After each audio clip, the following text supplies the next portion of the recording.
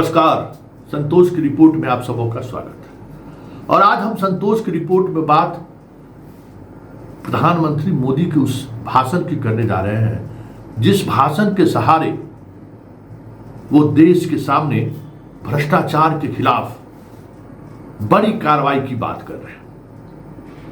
जी हां, कल गया जी में उन्होंने जो बातें कही हैं कि अब हम एक ऐसा कानून ला रहे हैं जिसके दायरे में प्रधानमंत्री भी होगा, मुख्यमंत्री भी होगा, मंत्री भी होगा। और जिस वक्त वो भाषण दे रहे थे ठीक उसी समय मंच पर दो विधायिका भी बैठी हुई थी, एक विधायक भी बैठे हुए थे जो उनके दल से संबद्ध नहीं थे, वो राजद से थे। अब सारी बातें पब्लिक डोमेन में है कि वो राजद से कौन दो विधायक थे और उस विधायक का वहां बैठे रहने का मतलब क्या है। तो यादाश्त के लिए एक बार फिर से हम आपको प्रधानमंत्री मोदी ने गया जी के मंच पर क्या कहा है जरा सुन लीजिए, और उसके बाद हम आपको कुछ सवाल आपके सामने रखेंगे जो सवाल आपको कुछ चीजें सोचने पर मजबूर कर सकती है। तो पहले जरा उनका वो भाषण सुन लीजिए और उस भाषण के प्रति वो कितना जिम्मेवार है, या उस भाषण के सहारे जो कानून लाना चाहते हैं उस कानून के प्रति क्या वाकई में वो भ्रष्ट लोगों के खिलाफ, जो लोकतंत्र में चुने हुए प्रधानमंत्री हो या मुख्यमंत्री हो या मंत्री के खिलाफ लाने की मंशा है। इतने पवित्र बात कर रहे हैं वो। जरा पहले उनका वो भाषण का वो अंश सुन लीजिए, ये सुनना जरूरी है क्योंकि देखिए सारी चीजें डिस्कोर्स पर तय होने लगी है, धर्म के नाम पर, जाति के नाम पर, लेकिन फिर भी हम जैसे पत्रकारों को बीच के रास्ते पर आकर खड़ा होना पड़ता है। लोगों के लिए कुछ न कुछ स्पेस देना होता है कि आप सोचिए हो क्या रहा है, किस तरीके से धर्म के नाम पर, भारत पाकिस्तान के नाम पर हमारे आंख पर पट्टी बांधा जा रहा है, कैसा कानून लाने की कोशिश हो रही है। जरा देखिए, जब ये कानून नहीं है तब तो पॉलिटिशियन, सत्ता में बैठे हुए लोग नंगा नाच करते हैं, जिसको चाहते हैं जेल के अंदर पहुंचा देते हैं, जिसको चाहते हैं जब चाहते हैं बाहर ले आते हैं। और जब वो कानून होगा तो क्या होगा आप सोच लीजिए। तो पहले जरा जो है आप वो भाषण जो है आप जरा प्रधानमंत्री की सुन लीजिए, फिर हम चर्चा करेंगे।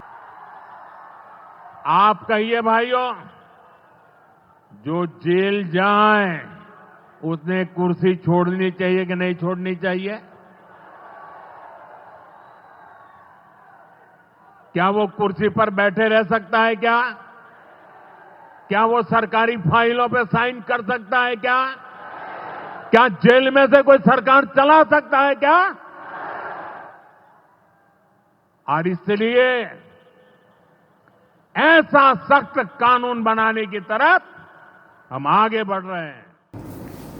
सुन लिए, मंच पर जो विधायक राजद के बैठे हुए थे, एक राजवल्लभ यादव जो आज से एक सप्ताह पहले बलात्कार के मामले में, एक नाबालिग के बलात्कार के मामले में हाई कोर्ट से रिहा हुए हैं, उनकी एक पत्नी है और दूसरा उनका समर्थक है। अब जरा समीकरण समझिए।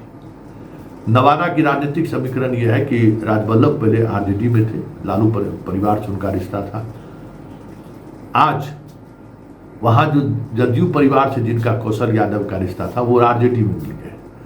तो राजवल्लभ बाबू जो है सब जदयू में मिलेंगे या भाजपा में मिलेंगे, जहां मिले, जिनसे भी मिले। अब ये तय हो गया है।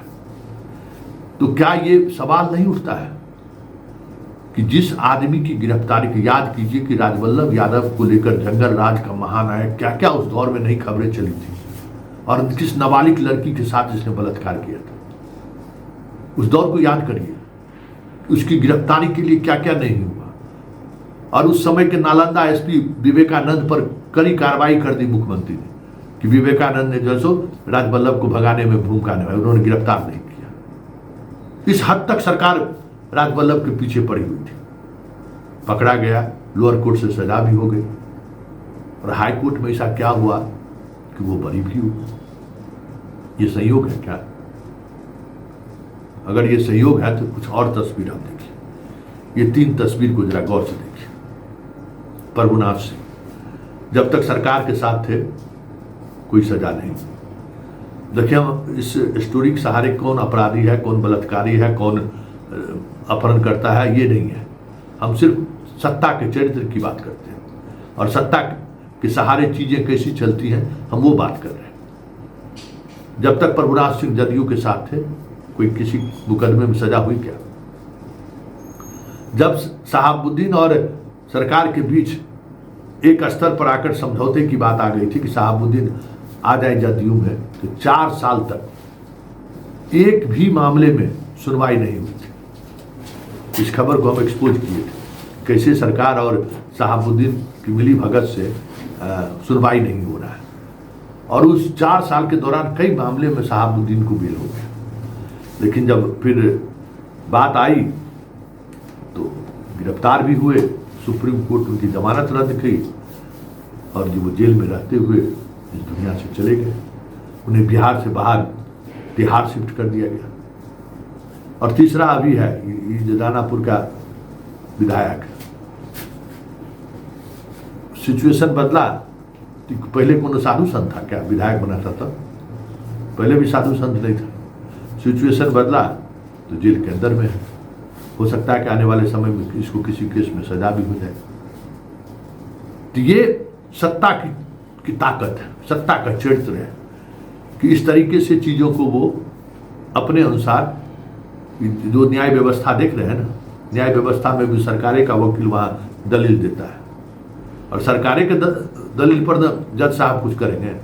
लोअर कोर्ट में सरकार के दलील देने वाला वकील साहब पूरा एकदम जोर लगाए हुए थे। राजवल्लभ को सजा मिल गई और हाई कोर्ट में क्या हुआ पता नहीं, भगवान जाने। कहने की जरूरत भी नहीं है, कंटेम्प्ट कोर्ट कर देगा हम। सरकार के वकील क्या किए? तो ये खेल है। अब जरा इन 3 चेहरों को जरा गौर से देखिए। ये आनंद मोहन है। याद होगा आनंद मोहन की जिस समय रिहाई हुई थी, उस समय में आरजेडी और जदयू साथ था। आईएएस एसोसिएशन इसके लेकर सुप्रीम कोर्ट चला गया। जो उसकी पत्नी चली गई सुप्रीम कोर्ट और लगातार सुनवाई होने लगी और होने लगा कि लगता है कि अब आनंद मोहन को जेल लौटना पड़ेगा। हर महीने सुनवाई हो रही थी। पिछले जब से आरजेडी से हटकर जदयू बीजेपी के साथ आ गई, आनंद मोहन के मामले में जो सुप्रीम कोर्ट में सुनवाई हो रहा था, कहां गया? कोई खबर आ रही है कि उस जो अच्छा पूर्व आईएएस अधिकारी सब जो ट्वीट पर ट्वीट किए जा रहे थे, अब कहीं ट्वीट दिख रहा है क्या? नहीं ना। तो कानून काम कर रहा था कि पॉलिटिकल सिस्टम काम कर रहा था? बस ये प्रश्नवाचक चिन्ह और ये सवाल आपके लिए है कि आनंद मोहन की रिहाई पर जिस तरीके से देश में हाई तोबा मचा और जैसे ही नीतीश कुमार आरजेडी को छोड़कर बीजेपी के साथ आ गए, आनंद मोहन के को लेकर न मीडिया खबर चला रही है, न सिस्टम, न जुडिशियरी, कोई कहीं से कोई सवाल खड़ा कर रहा है। तो ऐसी स्थिति में अगर विपक्ष कहता है कि ये कानून हमको घेरने के लिए लाया जा रहा है, तो इसमें गुनाह क्या है, गुरेज क्या है? तो दिख रहा है। और दूसरा देखिए अनंत सिंह को, अनंत सिंह के साथ क्या क्या नहीं हुआ। जब तक सत्ता का बागी रहा, जेल में रहा। मतलब जो इक्वेशन है मोकामा बाढ़ बख्तियारपुर मुंगेर कंस्टिट्यूंसी का, तब तक बागी रहा। 47 मामले में सजा मिल गई है और 47 कैसे मुंगेर में बरामद, जो 47 हुआ था वही 47 अनंत सिंह के घर से बरामद हुआ था। ये बातें अब चर्चा होनी शुरू हो गई, सब केस में बरी हो जाएगा। क्यों? सरकार के सामने उसने झुक गया, सरकार की बातों को मान ली। जब बहुमत सिद्ध करना था तो आरजेडी के विधायक होते हुए भी नीतीश कुमार के पाले में आकर वो वोट की, सरकार को बचाई। ये सहयोग है क्या कि ये प्रयोग है? तो ऐसा कानून जिसमें मुख्यमंत्री हो, मंत्री हो, प्रधानमंत्री हो, 30 दिन जेल में रहे तो उनकी सदस्यता खत्म हो जाएगी। मतलब वो मुख्यमंत्री पद से हट जाएंगे, मंत्री पद से हट जाएंगे, प्रधानमंत्री से पद से हट जाएंगे। तो ये तय कौन करेगा? पुलिस ना। और पुलिस किसकी है? बस हम कहने के लिए कह रहे हैं। और तीसरी तस्वीर किसका है? राजवल्लभ का, जिसकी चर्चा हम कर चुके हैं कि राजवल्लभ की गिरफ्तारी को लेकर कितना हाई तोबा मचा था। याद करिए, बाप रे बाप लग रहा था कि बहुत बड़ा बलात्कारी है, और अब वो संत हो गया। तो जब तक राजनीति के इस परिस्थिति को नहीं समझिएगा ना, राजनीति में हर कोई मोहरा है, और वो मोहरे का जो इस्तेमाल करने वाला जो बैठा हुआ रहता है ऊपर में, उस समय समय पर उस मोहरे का इस्तेमाल करता है। अब नवादा में राजवल्लभ की जरूरत है नीतीश कुमार को, बीजेपी को, क्योंकि कौशल यादव 100 परिवार उधर शिफ्ट कर गए। पहले कौशल यादव इन लोगों के साथ थे, तो कहाँ से लाएंगे? तो राजवल्लभ को बाहर लाए, उनकी पत्नी को शामिल कराया। अब उसी तरीके से आनंद मोहन की जरूरत है तो आनंद मोहन बाहर में है, अनंत सिंह की जरूरत है तो अनंत सिंह बाहर में है, प्रभुनाथ सिंह की जरूरत महसूस होगा तो देखिएगा वो भी बाहर आ जाएंगे। तो ये खेल है, यही पॉलिटिक्स है, और इस पॉलिटिक्स को समझने की जरूरत है। नहीं तो आप भक्त की तरह जो है, बाप रे बाप मोदी जी ऐसा कानून लाए हैं ना, अब ये वो अपराध मुख्यमंत्री से लेकर संतरी से बड़ी खुश है, हाँ ऐसा कानून आना चाहिए। उस कानून के शिकार आप होइएगा, हम होंगे, कोई मंत्री संतरी नहीं होना। जो विपक्ष में होगा, जो सरकार से सवाल करेगा, उसके लिए ये कानून है।